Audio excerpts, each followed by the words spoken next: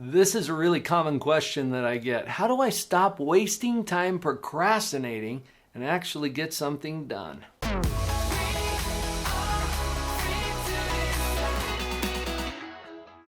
Hi, I'm Dr. Paul Jenkins, a clinical psychologist. I've worked with a lot of people over the last 3 decades on personal development. You get some of the best tips that I've come up with in today's video, and I have a free tool for you as well. Simon Sinek wrote a book called Start With Why. That's pretty profound. When we get clear about the why, around why we want to do something, it makes all of the hows a lot easier. So what is your why? What is it that you're telling yourself you need to do, or that you should do, or even that you want to do? You know what's on your task list that you've been procrastinating. Well, why?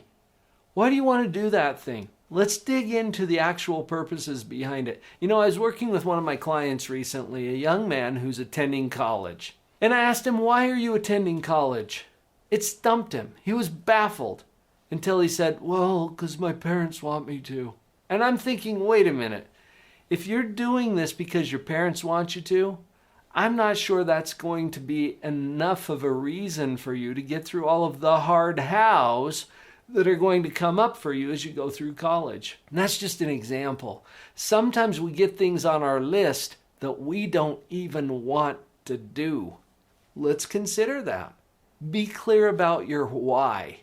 That's going to be a really good starting place. I've been working this over myself as well because I get really busy doing a lot of things.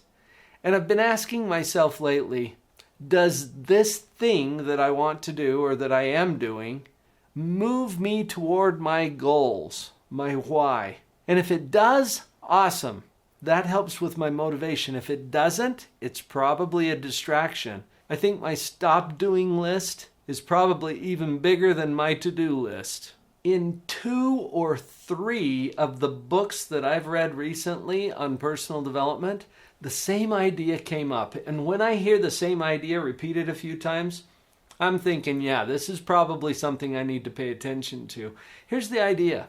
Scale back a bit. Scale back on those expectations. You know, when we're setting goals, we tend to think big. And it's important to do that. In fact, consider this for a moment. Everything that you put out there as a goal or an objective falls somewhere on this continuum between sellout and hype. Now, sellout is where you don't stretch at all. It would be like setting a goal to wake up every day. Okay, you're kind of already doing that, and it's not that much of a stretch. That's sellout. You'd never use that as a goal. And then there's hype on the other end. I'm going to walk on the moon. Okay, while that is certainly possible, it's probably on the hype end of things because of everything that's required to actually do that or become president of the country or whatever it is. Okay, so that's on the hype end. Somewhere between sellout and hype is your sweet spot. Something that stretches you a little, and I always encourage my clients to err on the side of hype because we tend to think way too small with our goals. So let's get back to this idea of scaling back on the expectations.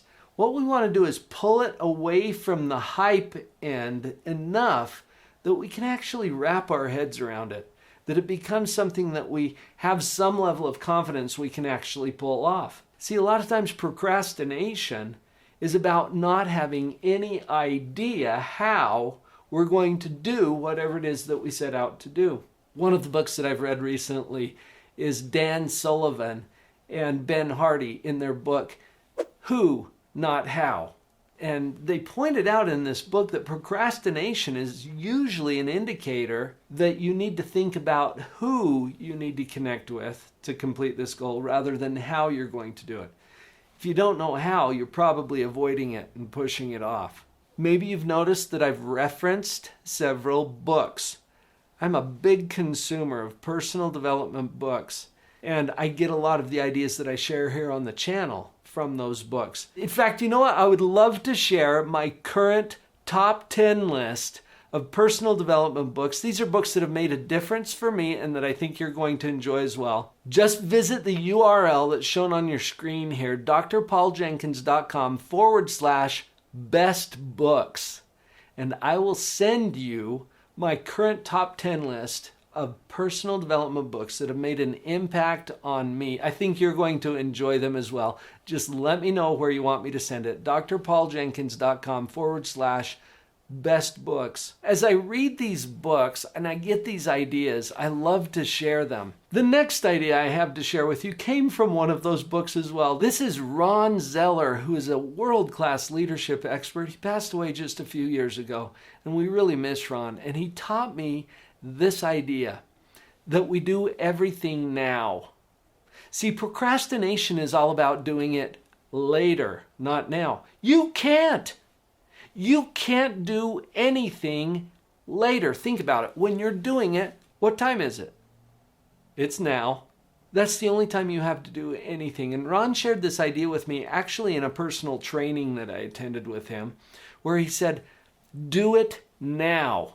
Now has a start time and an end time and a very specific task in between. So the thing that you're procrastinating is the task. Make an appointment with yourself. I keep track of all of my nows in my calendar, and every one of them has a start time and an end time.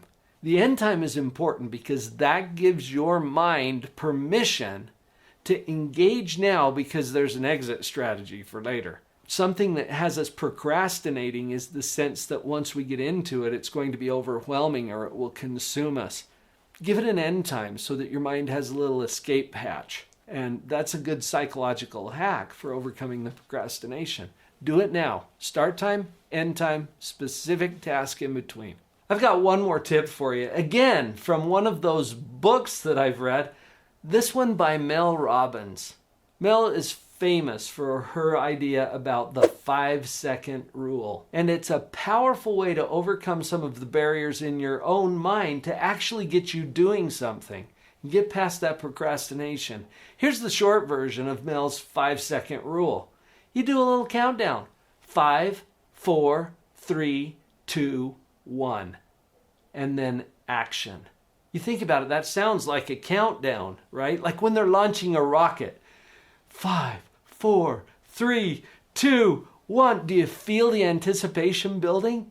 Yeah, because we programmed our mind to know that when we get to the end of the countdown, something is going to happen. This is brilliant, and it's based on psychological research as well. Mel's book is great to explain all of that. But just realize that when you get to the end of the countdown, you move. So what if you've been procrastinating getting up to go exercise? So your alarm goes off. First of all, don't hit the snooze button. I would eliminate snooze buttons from all of our alarm devices if I could, because psychologically they get you into a little bit of a trap. Do not hit the snooze button. Start the countdown. You hear the alarm? 5, 4, 3, 2, 1. Feet hit the ground and you are moving. That's the hardest part. It's the start that stops us. If you can give yourself a start with that countdown, use Mel's 5-second rule, you'll be amazed at what you can actually start doing and stop procrastinating. Let's actually get some things done. I hope you got a few practical ideas. I tell you what, if you're reading, you're going to get even more ideas. Pick up that list that I promised you, drpauljenkins.com/best books. I'll give you my top 10 favorite current personal development books. Just let me know where to send it. I've got your back.